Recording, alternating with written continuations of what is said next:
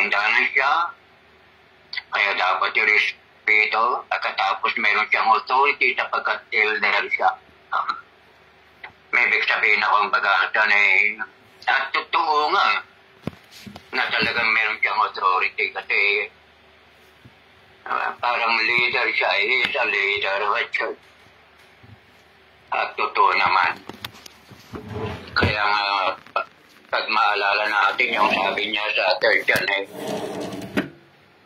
papunta ko dyan, pagsasabihan ko si Diotrephes. So, ibig sabihin, mayroon siyang authority. So, dito naman, mayroon siyang authority na magturo. So, yun ang elder, walang iba kundi si John John. Ang kanyang sinulatan to the elect lady and her children, whom I love and choose. And not only I, but also those who have known the truth. Because of the truth which abides in us and will be with us forever. So, ang kanyang sinulatan ang binanggit dito ay to the elect lady and her children, na whom I love and choose. Gusto kong makita niyo doon na I love and truth. And not only I, but also those who have known the truth.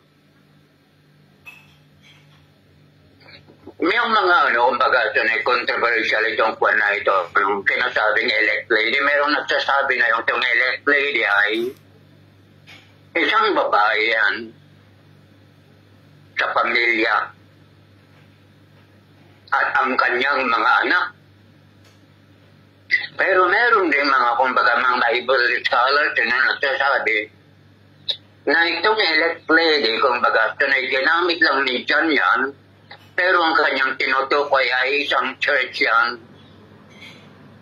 Church. At yung children ay yung members na church doon. So anyway, tingnan natin yan pagkatapos i-decide natin pagpunta natin doon sa verse 13. At sasabihin ko kung saan ako dyan. Kung baga ito na yan ba ay lady, nakatulad yung sa isang translation po sa Living Bible pinangalanan yung elect lady sinabing Seria parang Seria raw ang pangalan niya. Ngayon kumbaga unfair naman siguro yung mag-translate pa ng kwan pagkatapos sa pangalagyan mo ng pangalan. But anyway, yun kasi yung kanilang paniniwala. Baka siguro, translate na rito narinig nila sa mga kontemporaryo ng kano ito nila dyan. O kaya yung mga naunang mga church fathers na bumasa nito at nasabi nila na Seria, ano ba yun? C-Y-R-A-R-I-H. Kung anong pronunciation nun, Seria po, Syria, ganyan yan. But anyway, ganun yun. Pero dalawang school. Isa yung talagang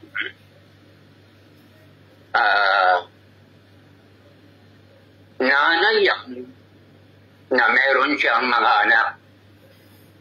At sabi dito, to the elect lady whom I love and choose. Bakit bakit sinabi ni Juan dito na bakit sinabi na apostol pa, yung elder o kaya sa apostle dyan, na whom I love? Bakit meron pang in truth? And not only I, but also those who have known the truth. Bakit hindi nila sinabi na to the elect lady and her children whom I love? And not only I, but also those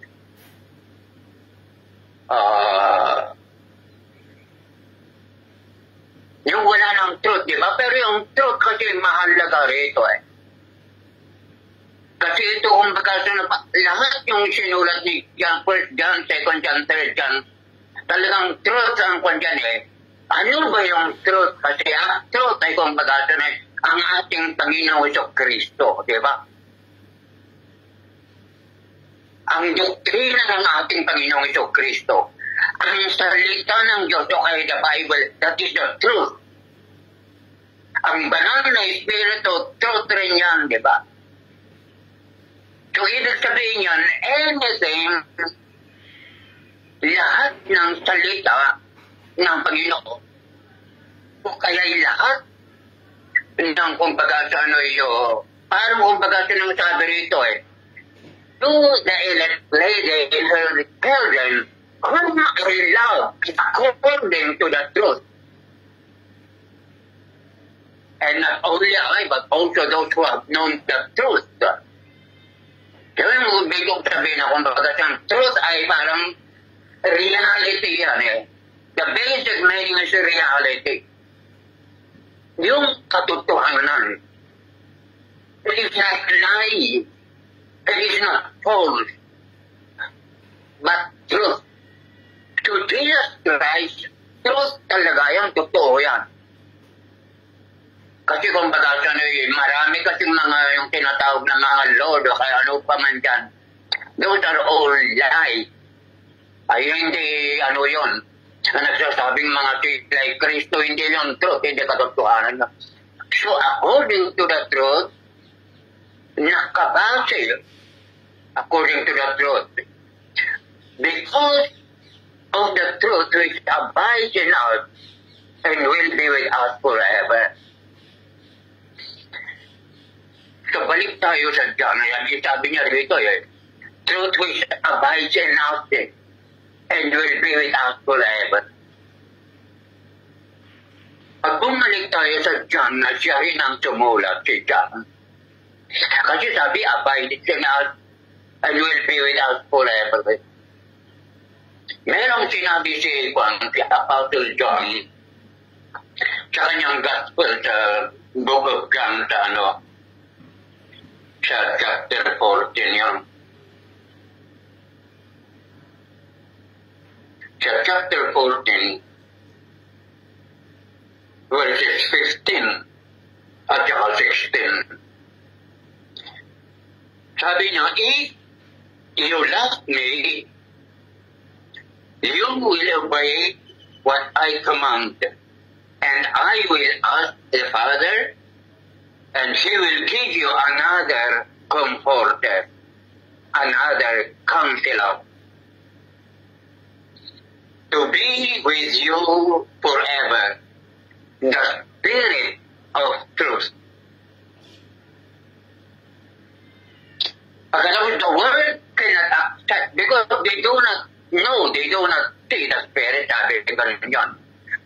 Pero katulad ng sinabi kasi na po ni Jesus Christ mismo dyan, kaya nga sinabi ko na yung truth ay nasa mga Kristiyano.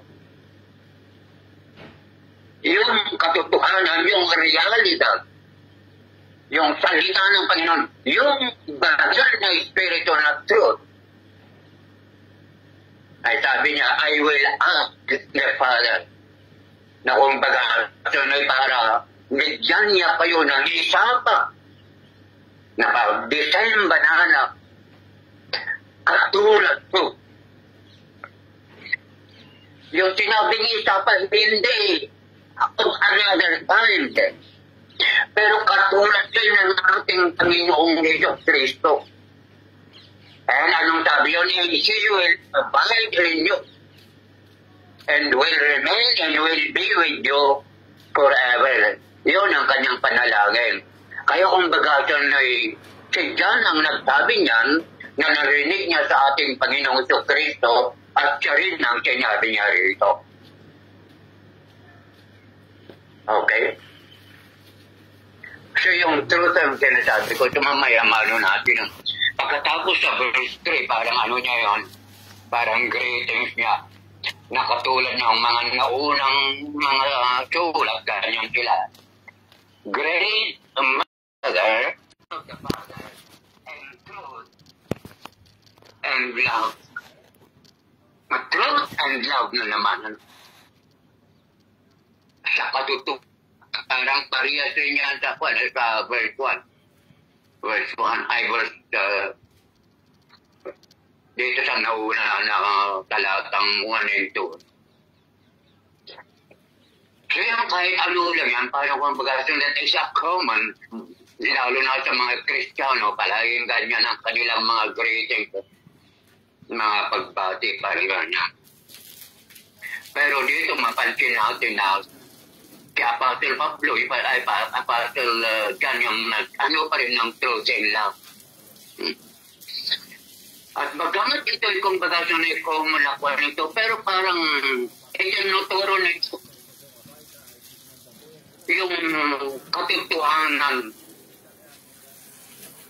na kung baga ito na mapapansin natin, pag ituloy natin itong mga sa verse 7, gano'n yun.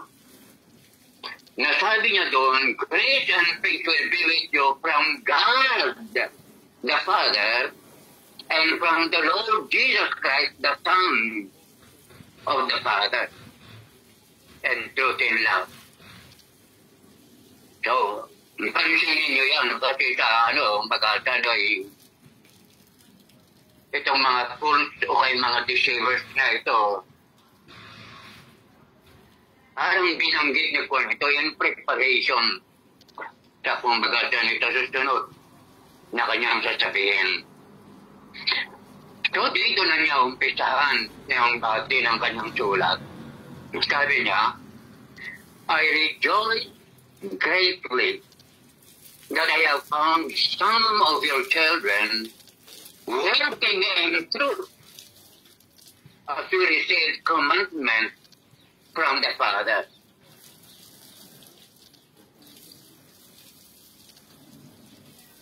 Yeah. I rejoice greatly that I have found some of your children walking in truth as to receive commandment from the Father. Ay merong nagsasabi na kung bagasa na itabi na, ay kung yung anak ng babae na elect lady, halimbawa, ito, o kaya ngayon, ay sinating some of your children walking in the truth, that mean na kung bagasa na apat yun yung walking in the truth. And then yung tatlo ay, o kaya yung dalawa, sa pagkatanin sila ay hindi walking in the truth.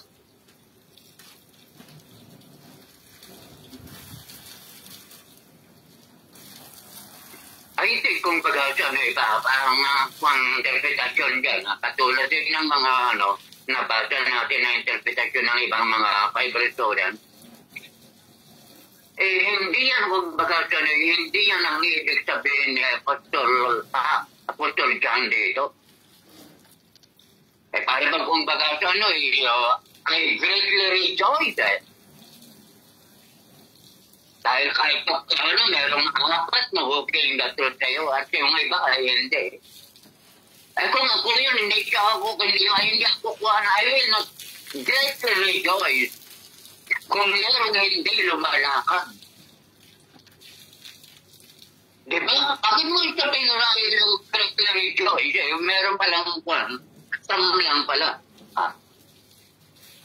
Ay sabi ko, mas mabuti kung I greatly rejoice I have found some of your children, o kaya all of your children, mas okay yung kung pag-asa na yun.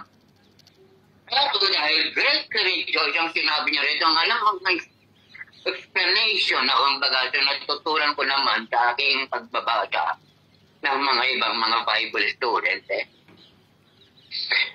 Yung ibig sabihin ni Juan dito ay kung pag-asa, kaya lang kung pag-asa na found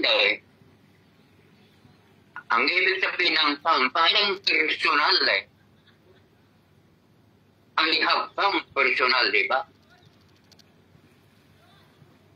Hindi yun sinabi ka sa'yo, kundi ikaw mismo. Kaya kung pag-asa yung sabi, some of your children, kaya yung sinasabi na, ano kasi yan, congregation kasi yan. Kaya yung children ay mga members.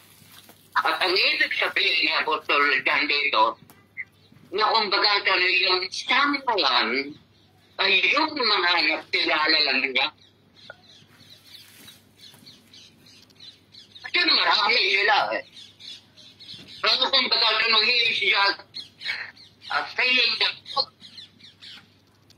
ang sinasabi ng talagang nagagalak ako, yung mga nakilala lang niya. So, ang kwan dyan ay kumbaga sabi kasi na, dahil sa church yan, kumailaw din ito. Kaya ko, but also those who have known the truth, ibig sabihin kung bagasyon, kaya kung bagasyon eh, nakasama yung lahat ng children niya eh, di ba? Namahal niya eh. Kaya alam mo yung pag sinayong pagsabi ng unastan ay parang kung halimbawa hindi mga sila yung apat lang ang nakilala niya na lumalakad. Yung dalawa na hindi niya nakilala hindi niya sinabi. Kaya but it does not mean na yung tao na yun, yung hindi nasama, eh hindi sila walking in the truth. Diba? Parang ganyan yan. At yan ang paniniwala ko kasi sabi niya eh, to the elect lady and the children whom I love in truth eh. Kasi meron yung truth ngayon. Makikita natin mamaya kung halimbawa kasi ang sabi ng iba, itong tangraw na ito ay sila, yung mga kumbaga na ito mali-ikot, yung kayo mali. Nang naging mga kumbaga ng mga disabled, malabo. Mahirap pa yun. Hindi pwedeng mamahalan ni Apostol John yan sila. Talagang totoo sila. Kasi matakalsin natin mamaya, hindi yan eh. Hindi niya minahalang mga yan eh. No? And now I plead with you, the verse 5. Nice. Children walking in the truth, I am walking in the truth, I am walking in love. Or walking according to the truth. Ay sabi niya eh, pagkatapos sabi niya rito eh, yung command kasi ng Father, ang commandment ng Father, you must love one another eh, parang gano'n yun. Ayaw kung bagatuhin na niya yan, that we must love one another sapagkat yan ang pinaka-expression eh. Kaya ang sinabi ni Jesus Christ na, the people will know that you are my disciples if you have loved one to another, parang gano'n yun. That is the very expression of Christianity, a Christian. You will be known by your walking in love. Nagmamahal nagmamahalan kayo yan. The verse 5, and now I plead with you, lady, not as though I wrote a new commandment to you, but that which have had from the beginning. Ay sabi nga niya kung bagataw ni Kut eh. Talagang great ang kanyang magpunta pagkat lumalakad sila sa katotohanan eh. Pero bakit dito sa verse 5 eh, parang I did. Parang nakikiusap. Parang kung bagado na I'm begging you, lady, not as though I wrote a new commandment to you, but that which we heard from the beginning, that we love one another. At sinabi nga niya na kung eh, bakit niya uulitin pa?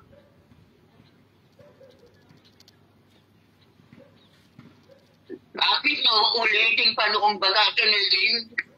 Kailangan na magkakita ng ilalakad kayo. O kaya tutuparin ninyo yung commandment na love one another. At yung command na yan ay that was not new, hindi yan bago. Pero di ba sinabi ni Jesus Christ sa dyan na ating nabasa? A new commandment I give you, sabi niya, that you must love one another. Ngayon sinabi niyo pagkuhan dito parang hindi bago. Kundi kung baga sa dati na, kung baga sa inyo na, parang inuulit lang yan, kung sinasabi ni Apostol Pablo, hindi Apostol John dito na, hindi ko yan utos na magmahalan kayo. Hindi sa atin ang galing yan, nautos na yan, kundi dati mautos yan, parang gano'ng sinabi niya, na kayo'y magmahalan. But that we have known from the beginning, yung pag-ministeryo ng ating Panginoon sa Kristo. At siya nga ang nagsabi, that we love one another. Number 6, this love, ang pagmamahal na ito, is that we walk according to His commandment. Yung commandment na kanyang truth, according to His truth, according to His commandment, we walk according to His commandment.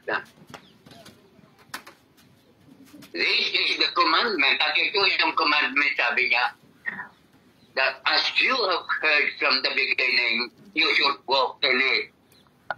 Ano yung walk? Ano yung commandment? Kasi na yan eh. Kung magkasa niya, ang daming command yan eh. But yung sabi niya rito, specific yung love one another. A new command I give you, that you love one another. And the people will know that you are my disciples if you love one another, sabi ni Apostle John. So inulit na parang kung pag-alto na walin eh.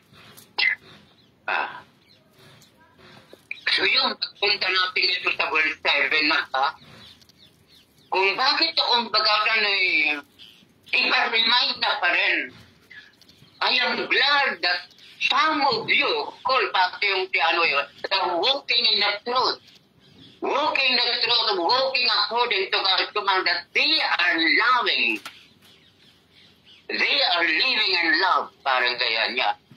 Pero sabi niya, ba't ito yung sasabihin ito uli ang command na ito sa inyo, at hindi pa yung command, kundi ito yung command. Noong una, sabi niya, that you love one another, and you should walk in it. Bakit? Dito na sa verse 7. However, parang because many deceivers have gone out into the world who do not confess Jesus Christ as coming in the flesh. This is a deceiver and the Antichrist. Look to yourself that you do not lose the thing we work for, but that you will receive a full reward. Yun pala. Ang kung pagkatuloan, kung dito ang dito love one another, and you walk in love, or love in truth. Iibig kayo according to the truth. Yung truth na nasa inyo, nasa atin, na hinihingi ng Panginoon, which is the spirit of truth. Kaya nasa atin yung kumbaga sanoy, parang kumbaga sanoy, you must yield to the spirit of truth. Bakit di nanonikon to? Bakit in-emphasize pa rin ni Apostle dyan dito? Yun pala, sapagkat maraming mandaraya who have gone into the world who do not confess Jesus Christ as coming in the flesh. This is a deceiver and an antichrist. bakit kumbaga sir, no, ang pinag-aaralan nyo, nasa first John, di ba? Pero saan ba galing itong mga deceivers na ito? Gusto ko rin pansinin natin, para kumbaga sir, na may connect din natin dito sa pagmamahalin truth. Sapagkat ang sabi ng apostol dyan mahalin mo yung kapwa mo Si Jesus Christ, yung disciples niya, ang kanyang pinagsabihan Kaya nga sinabi niya, love one another so that the people will know that you are my disciples. So ang pagkakakilan lang sa isang Kristiyano na sumasampalataya sa Panginoon at kakatotohanan ay sa pamagitan ng pagmamahala. Now, so yun, gusto kong sabihin nyo na magmamahalan yung mga disipulos, Ayan. For many deceivers have gone out into the world who do not confess Jesus Christ as coming in the flesh. There's a deceiver and antichrist. Paparehas kasi yung paparehas ang tema sa 1 John, 2 John, at 3 John. So titingnan natin, saan ba galing yung mga deceivers na yan? Na kumbaga nagkakonfess na si Jesus Christ ay hindi nagparitong nagdalaman. Sa 1 John, chapter 2, verse 18 and 19, tingnan natin doon muna para makita natin. Ay, di pala 1 John chapter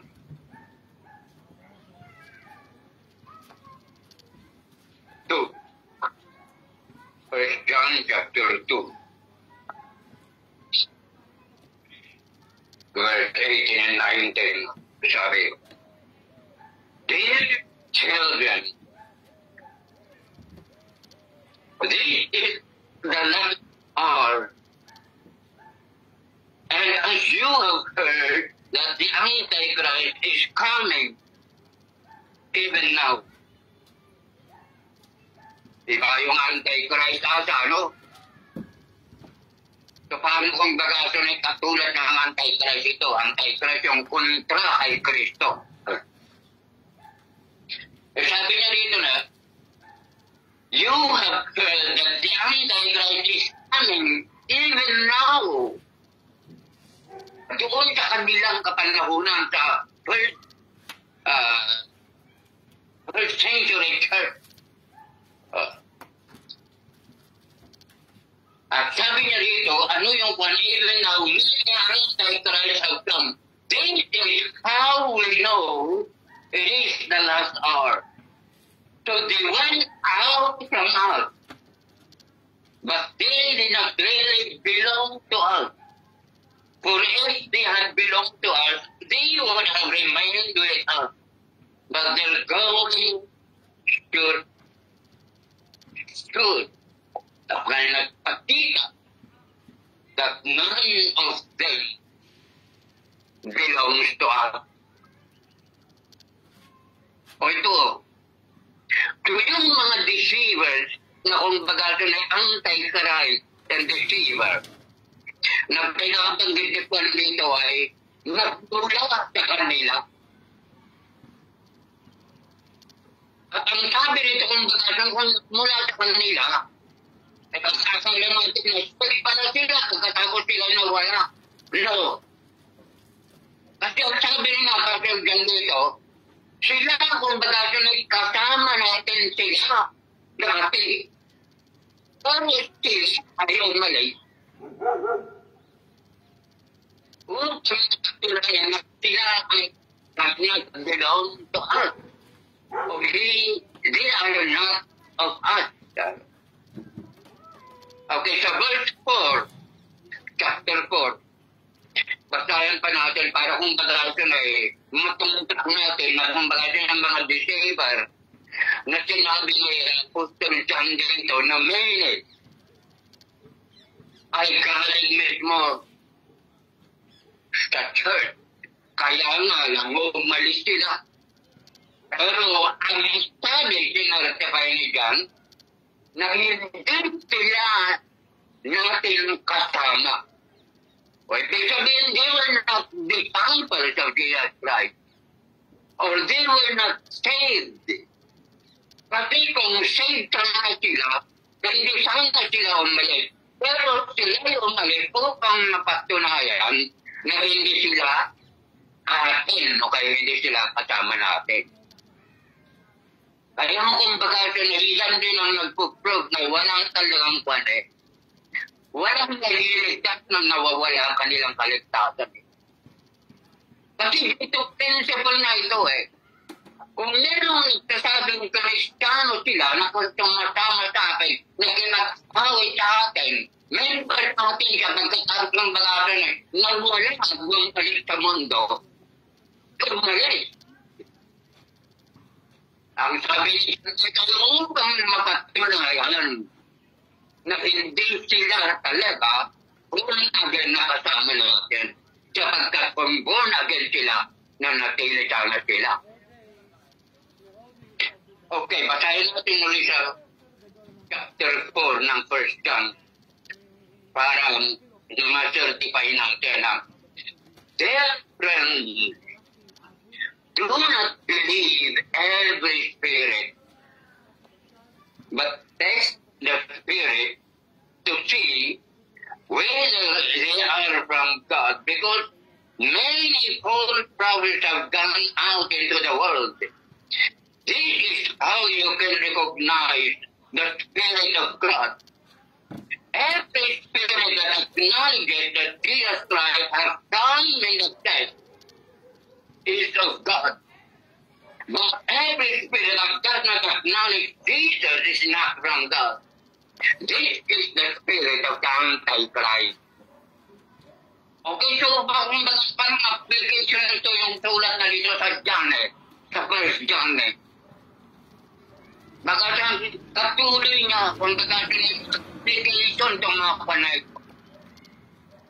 Nang meron na kung baka sinawin, kasi alam niyo, parang dito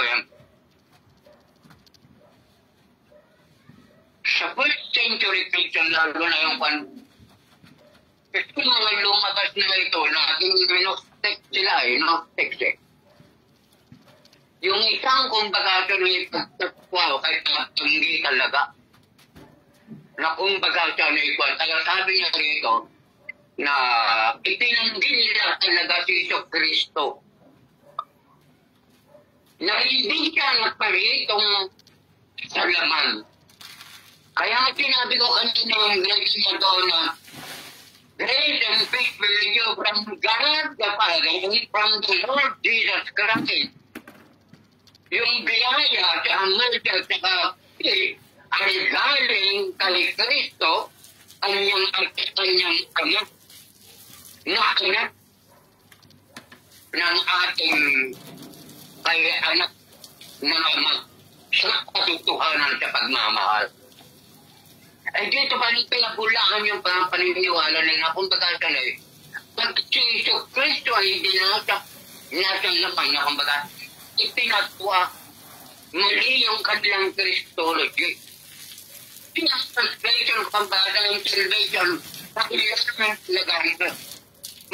Matawang ang ating Panginoon sa Kristo. Kasi yun rin ang sabi sa Hebrew, sa Hebrew chapter 12 or 14 ba yun, o kayo 4 or 14. I do not know the verse, but I remember the verse. Ang sabi doon, ang mga kapatid natin, sabi niyang sumulat 1, ay merong katawan.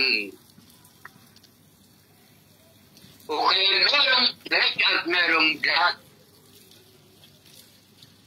Naging katulad rin niya ng ating Panginoong Kristo, kaya ang anak ng Diyos, nagkaroon rin ng tinatawag na flesh o kaya katawan. Sapagkat sa pamagitan ng kanyang kamatayan, sa katawan niyang kamatayang katawan, ay matasano niya yung gawa ng Diablo, wawatakin niya yung gawa ng Diablo. Parang gano'n yan At kung hindi siya makaparitong ng salaman, at talagang hindi mo na mapapaniwalaan nyo. At ang kanyang lagot niya kung nagamit na sacrifices. So, ang kanilang tinunod ay kanilang tagyan. Hindi lang yung talagang totoo na katuruan sa Christology. Sabi mo, isipin mo, sasabihin mong wala. At naman walang sa pamagitan ng kanyang kamatayan, makapatawad ang buhay natin. So, naniniwala lang sila na kung bagasang may anak ang Diyos. Pero yung sabihin, bumaba ang pagkatapos nagtatawang tao, hindi totoo yan. Sabi nilang gano'n. At kung hindi totoo yan, dinay nila yung plano ng Panginoon na sa pamagitan ng katawan ng ating Panginoon sa Kristo at sa kamatayan ng kanyang katawan, mapapawalang tala ang mga tao. Which is a very primero, that is a primary na ano ng Christology. Patungkol yun, that is the truth. That is the truth. Pero itong mga deceiver na ito, ganyan ang kanilang sinasabi. Pero tuloy natin. So, nakita na natin na kung magkakasunod ka sa Manila, they went out from us, sabi na. Pagkatapos na bakit sila, telephone na sila yung tinutukoy dito. Dahil dito parehas rin They do not confess Jesus Christ as the coming and the flight. Yun hindi yung pagkakilanlan na sinabi ni 1 John chapter 4 verse 15 and 16. Tingnan nyo yung instruction ni John sa kanila. Look to yourself that we do not lose those things we work for, but that we will receive a full reward. Kasi itong sakwan yung si elect lady, merong mga Bible scholars na nag-aaral at sabi na ito kasi yung si elect lady talagang kwan niya. Maulong ang kanyang pagmamahal yan.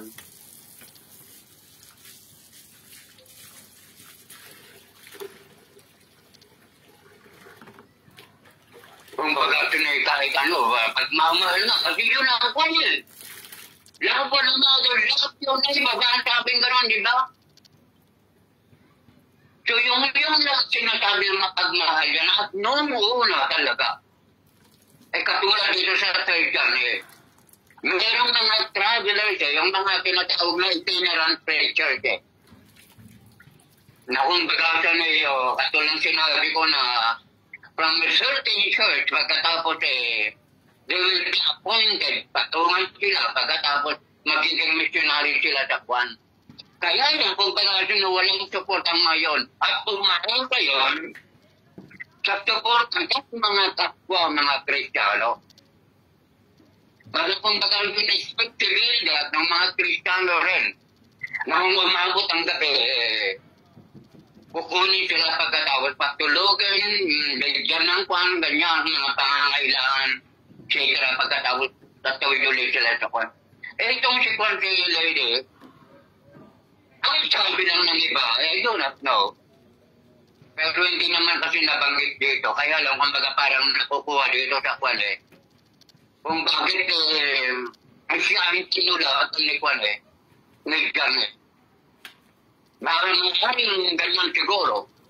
O kaya kung hindi man, dahil alam sa apostol John na nag-set pa itong nakap, punta sila doon sa pamilya kung ito ay isang ina o kayo sa church na yon at sa kongregasyon na yon. Kaya pinibigyan na niya ng babala.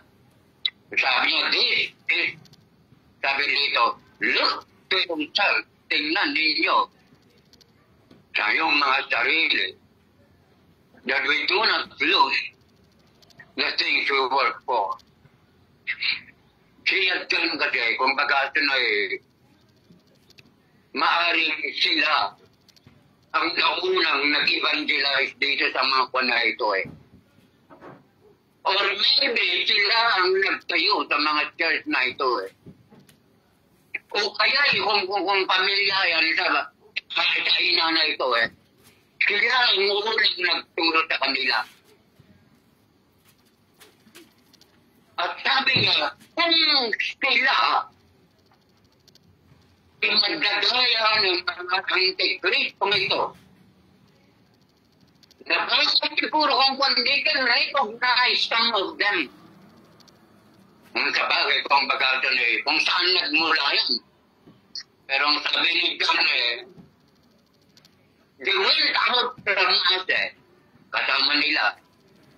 So si John, na kung bagay ni kung sino ang ngayon, I believe that meron siyang mga kilala sa mukha, diba?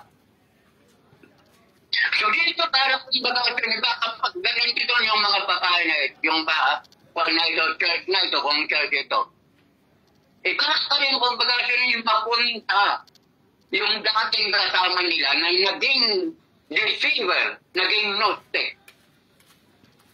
Naging kung bagay na ito, iba na kanyang Christology na nakakasira na.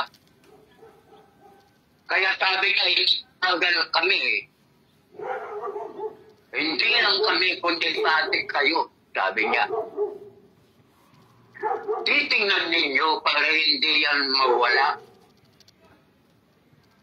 Ibig sabihin, kung baga sa ano eh, yung pinagpagalan natin, pati yung sinabi mo, so I think he's not referring to sa kanyang sinulatan, kundi yung mga kasama niya siguro ng mga apostle na nagturo na si Kristo ay nagkatawang tao at siya'y namatay, ganyan yan.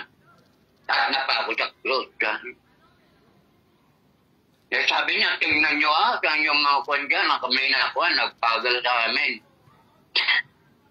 Para kung pagal na hindi mapaliwala yung aming pagpapagal.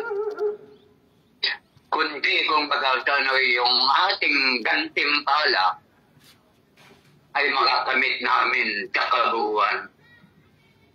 Eh katulad kasi ng sinabi ko nasabi rin niya Apostol Pablo dito kasi siya Apostol John siya lang ang nagsasabi ng mga reward sa bagay, pati rin si Apostle Paul, meron din siyang nabanggit na ganyan.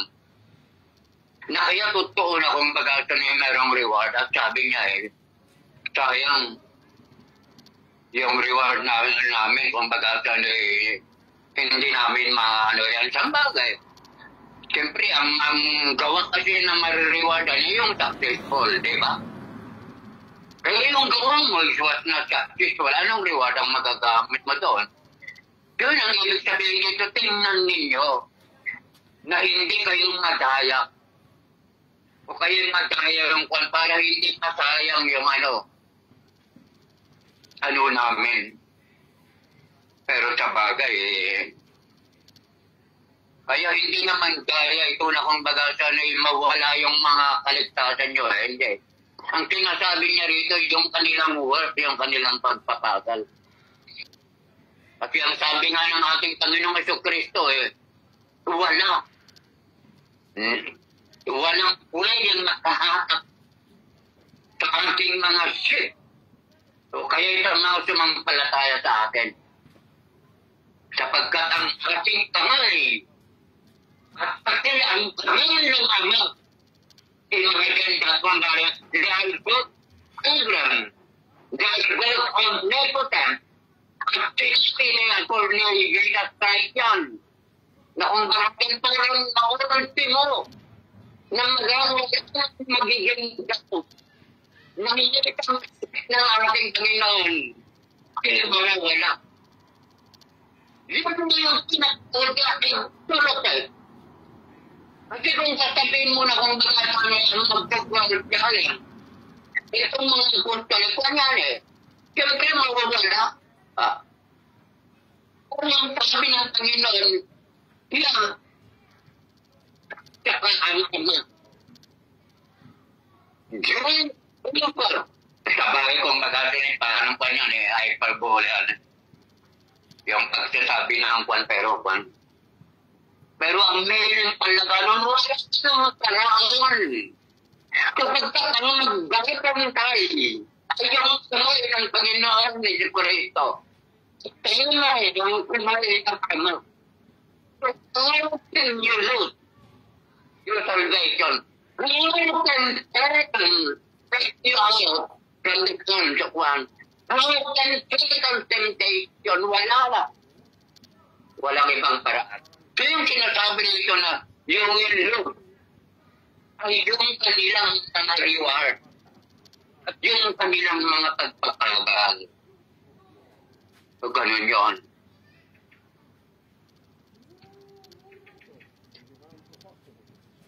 Siya na sa verse 8. Kaya pala sinabi ng ating Panginoon yan. Kasi dito sa verse 9 makikita natin yung love, love, love na sinabi niya, yung pag-ulit niya na wakit. Verse 9, whoever transgress and does not abide in the doctrine of Christ does not have God. Eh, nung sabi nito sa verse 4, chapter 1, sa chapter 1 John chapter 4, this is how you can recognize the Spirit of God. If the Spirit of God acknowledge that Jesus Christ has come in the flesh is from God. But if the Spirit that does not acknowledge Jesus is not from God, tinatapariya yun yung sinabi niya rito eh.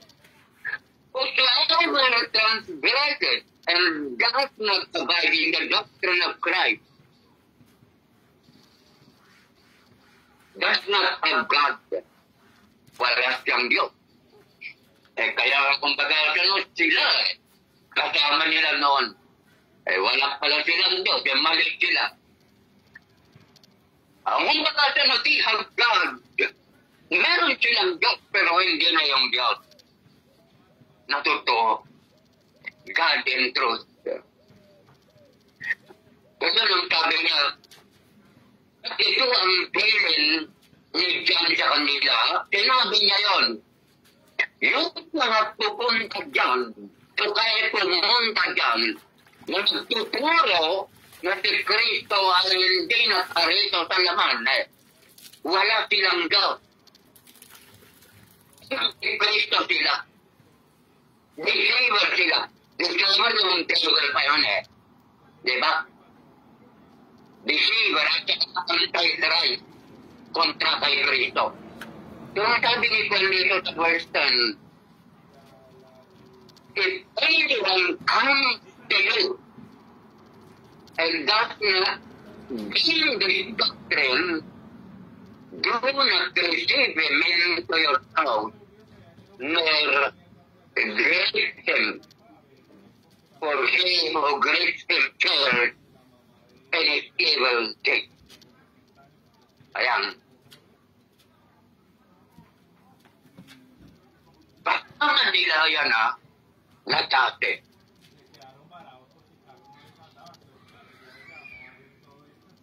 Pero ano ang pinabilikan dito? Yung dumating sa inyo na ganyan ang kanilang katuruan at hindi yung katuruan ng ating Panginoon sa Kristo. Ano yung instruction?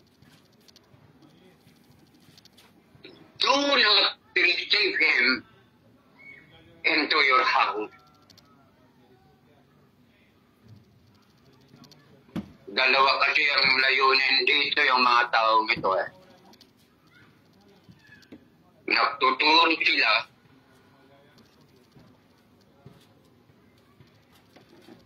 ng hindi totoong doktrina. Naging Gnostic na kasi sila. Isa silang kumbaga sa ano eh. Sila ay umalis eh. At ang kanilang paniniwala, pag ipangaral nila yung sa ibang mga churches, yung imagine they're growing from congregation to other congregation. ay kung pagkakataon eh, ibigay nila ang platform sa kanila. Kaya nila sila na kung pagkakataon ng mga nangyayari doon sa pulpito nila. Pero ang sabi ni Patrito, kung kayo papakainin sila pagkatapos ng kanilang pangangaral na ganyan yan. Pero ang sabi nito ni Juan, yung pagpunta pa lang, sabi, if anyone comes to you, nasa pintuan pa lang, and does not bring this doctrine, do not receive him into your house. Oh, you see? Hindi ba sabi, walk in love? Sabi, walk in the truth. Sabi, I plead to you, sabi niyo po ng pagkakali, walk in love, walk in the commandment. Na dapat umibig. At dito na. Pero ano ang sinabi ni Juan ni Gay at ni ako? Huwag tanggapin. Do not be hospitable to them. Do not show hospitality to them. Ang hospitality, that is an expression of love. That is kindness. That is charity. Expression of love, hospitality, pero ang sabi rito, do not. At tapos,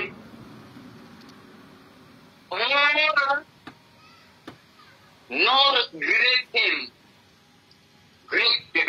Greet him yung sinabing grace and mercy ko ang faith beauty ay yung great kasi kung baga sila, para lang kasama lang mga Christians yan. Pero dito, wag i-greet. Kaya kasi ang sabi ko kung baga siya na mga kasama rin nila ito Kaya kung baga siya, siyempre meron kang makasama namin sila, parang gano'n yun. Kaya ang problema nga umalis sila Pagkatapos nagtuturo sila ng hindi doktrina ni Kristo. Ang gusto nilang mangakay doon sa iglesia na yun o kay sa church na kanyang pupuntahan. Pero ang sabi ni John, huwag ninyong tanggapin. Do not receive him into your house, nor greet him. So saan na ngayon doon yung charity? Diba? Diba sabi, love your neighbor. Pray to those who persecute you.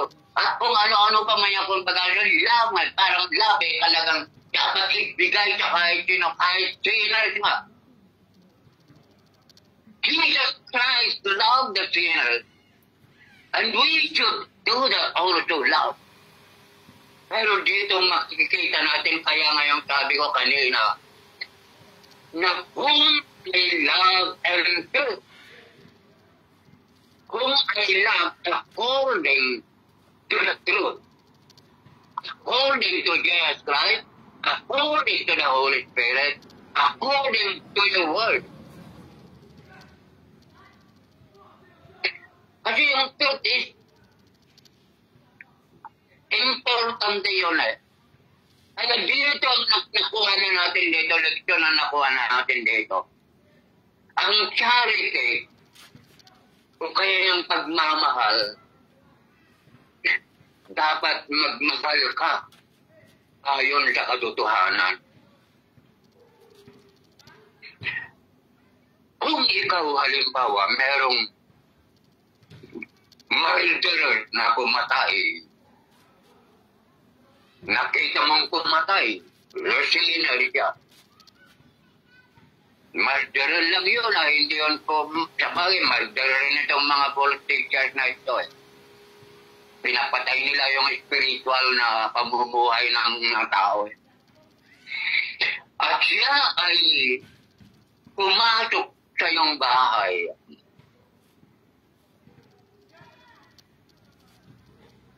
Ano bang gagawin mo kung sa truth? At tanggapin mo ba siya? Pagkatapos, mapagkitaan mo ba siya ng tinatawag nating kanyan? Kindness o kaya ano pa man yan?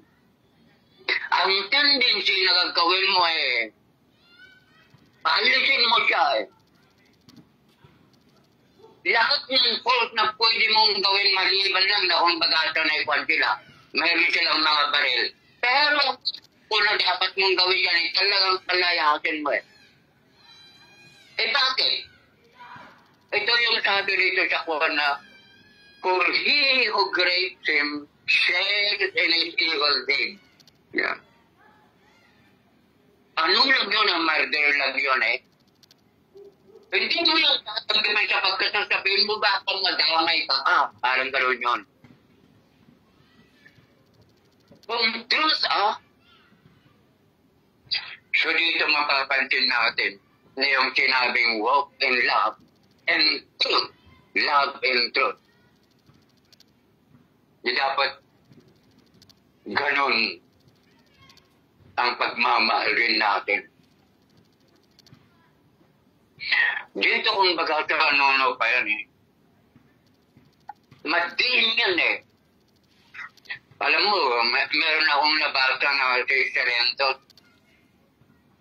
Si Serentos, sa bagay, sa Imon Magos raw nga ang napumpisa ng tinatawag natin kanya ng Gnosticism Yung tinatawag na si Kristo walang laman, hindi na paritong sa laman. At iba ang Kristo. Iba naman si Jesus. Ibig sabihin, pag si Jesus, kasi hindi na yung anak ng Diyos Iba raw. Dumating raw, kung baga ito na yung pagiging Messiah, parang tumapo raw kay Kristo Pero nung si Kristo ay nung nabautismoan si Kristo, dumating yung si Jesus, dumating yung Kristo sa kanya, parang lumukab sa kanya. Pero nung malapit nang mamatay si Kristo, umalis na raw yung si Jesus, sumayin to siya na mali yun. At si Serentos merong isang araw na alam mo sa kwan, meron silang tinatawag na yung, ano ba yun, yung kaliguan nila na papasok pa lang pagkatapos parang steam bath. Nagtaon na lang doon si Serentos, nakita lang ni nakita ni John agad umalik, iniiwan na. Tumingin kung bagasan, pag meron tayong makitang ganyan, dapat ganyan din ang natin. Ang ibig sabihin niya ni Apostle John dito, inakotang ka agad parang ganon Basta nagtuturo ng maling doktrina, maling Christology, katulad rin pa yung mga iglesia ni Cristo na mga ito.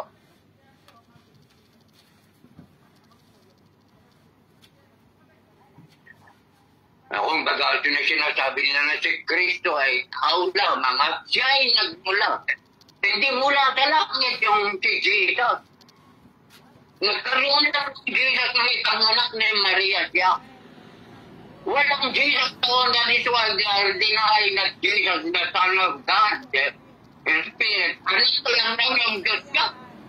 Ano siya, anak ng Diyos kung tao lang siya? Parang gano'n yan Paano magkakaanak ng isang Diyos na Spirit, ng isang tao lang?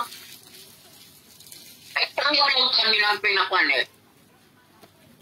Pero kung bagasan kung minsan tumatanggap pa tayo ng mapa, kung meron pa mga Kristiyano na kung bagasan yun tumatanggap sila ng mapa, bigay, ayuda ng mga iglesia ni Kristo. Samantalang kung bagasan ng pinipicture ni Chan dito imagine great lang, yung batiin mo lang, okay, good morning, sasabihin mo lang good morning Huwag mo na utang, dapat batiin, sabi ni Pandito. Kaya pinagpagkita lang doon yung lalim ng pagkiwa. sa mga false teachers, false doctrine, ang sabi, hindi nagtuturo. He who abides in the doctrine of Christ. But if anyone who does not abide in the doctrine of Christ, do not receive him into your house, nor greet him. For he who greets him still in his evil deeds. So doon ang makita natin, mga kapatid. Dito, makita natin na mayroong limitation ng ating charity. Ang pag-walk natin in love must be according to the truth. Marabang kung baga sabi ng Panginoon, pray for those who persecute you. Pagkatapos sabi niya, do not pray for this. For sin will lead unto death. So dito natin na makita na pag umibig tayo, it must be according to the truth. At dito nakita natin, katulad ng sinabi ko, na ang pagmamahal ay mayroong limitasyon yan. Ang pagkita mo ng pagmamahal, kasi pag sinabing walk in the commandment, ang commandment niya na ang commandment na binabanggit dito sa kwan na ito love one another. Kaya kung love one another in truth, hindi pala dapat pakita ng pagmamahal ang mga tao na katulad nito. Kahit nanggaling pa sila sa iglesia na kasama ka.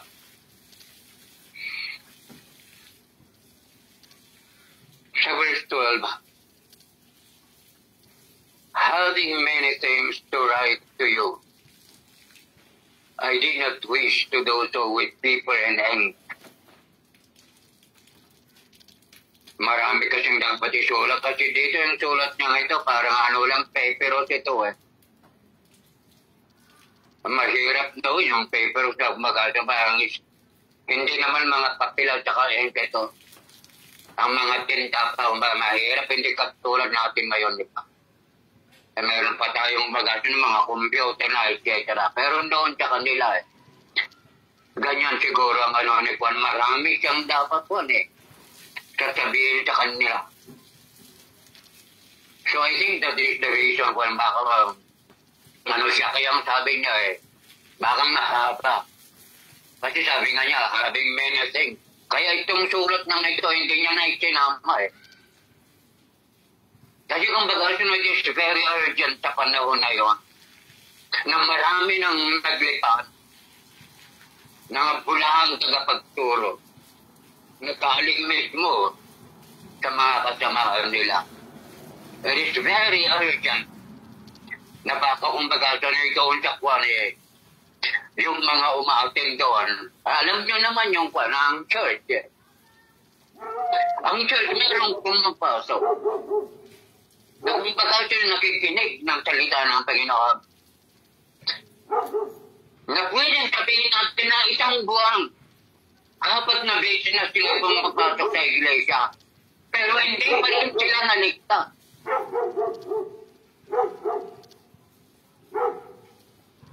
Bakit po yung mga yun akong baga sina'y maagaw pa nila? Ang kwan yun At nakuha nila kahit na kung baga sina'y magdala sa realidad, magdala sa katotohanan, kaya nagdala sila sa kasinungalingan. Hindi ba ganun yan kahit nga po Kumbaga, hindi naman, kumbaga, nakikinig naman ako pag mayroong ibang iligtas noon Pero hindi pa rin ako nabuborn again. Ganon din sa church. Meron pumapasok. Kaya yung mga umabali na pumapasok hindi. Pero yung nasinatili, ayun na, yung talagang tumanggap na sila. Kahit hindi nila sinasabi. Pag minsan ang mga pastor sinasabi nga, sino ang gustong tumanggap sa Panginoon, pumasok dito at pumunta sa harap at ipapanalangin namin. Wala namang ganyan eh. Hindi biblical yung ganyan eh. Sasabihin mo lang yung katotohanan kung baga nandun na yung tao. Eh sila kasi kung yung kwan dyan, sila anong tao, Billy Graham. Mga evangelist ang naunang nagano ng ganyan, saka yung mga naunang baptist eh. Pero hindi yan. Hindi kailangan na ipanalangin ka ng kwan ng repentance. O kaya tutulungan ka. Kasi yung panalangin niya, kung pag-asin ka, hindi yun ang nasa kwan mo. So ikaw lang mismo ang talagang mag-repent. At katulad nga ng sinabi ko, gano'n yun. Pwedeng mayroong isang tao na pumapasok sa iglesia na kasama ninyo. Na kung pag-asin ay pagkatapos pa ng 3 buwan at saka siya nag-repent. So yun yung tinatawag dito na baka madala nila. So having so many things I write to you, marami pa sana siguro siyang idagdag dito. Ayoko na kumbaga I wish to do it face to face. Hindi na sa pamagitan ng paper and sabi niya rito, I hope to come to you and speak face to face that our joy may be full. So the children of your elect sister greet you. Amen. So dito makuha ko na po, parang hindi pamilya itong po na ito, parang totoo na parang congregation na ito. Kasi sabi rito, the children of your elect sister greet you. Kung sasabihin natin ako, hindi.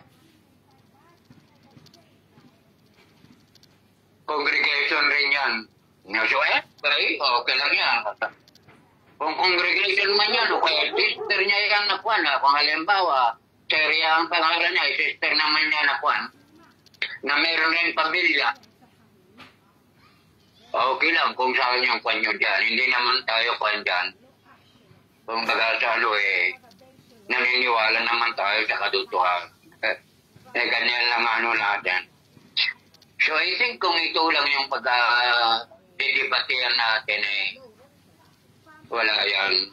Hindi nakaka-apekto sa kaligtasan natin yan. So anyway, ito yung mensahe ng Second John na kung baga ito na pinahabol pa rin ni John. Ayan, talagang kung baga ito na maano si John alam niya talaga kasi na yun nga naglipa na. Pero itong kwan na ito mapagmahal. Kung congregation man ito. O kay kung inaman ito. Kaya sinulatan na niya na yung pagmamahal mo. Hindi mo dapat i-express sa mga taong katulad nito. At ganoon din dapat ang bawat isa sa atin ngayon. Dapat tingnan natin yung mga tagapagturo ng ibang doktrina ng ating Panginoong Jesucristo. Maging ganito rin ang ating pagtrato sa kanila. Huwag natin silang pagkitaan ng pabor. Huwag natin silang babatiin. Sapagkat hindi lang para ito sa kanila. Kundi kung ganyan ang sitwasyon natin ngayon, Kung nakalagay tayo sa ganyang sitwasyon, ganito rin ang dapat natin gawin. Na pag tayo ay umibig, we must love according to the truth. We must walk in love according to the truth. So yun ang nakita natin sa sulat na ito. Lord, maraming salamat.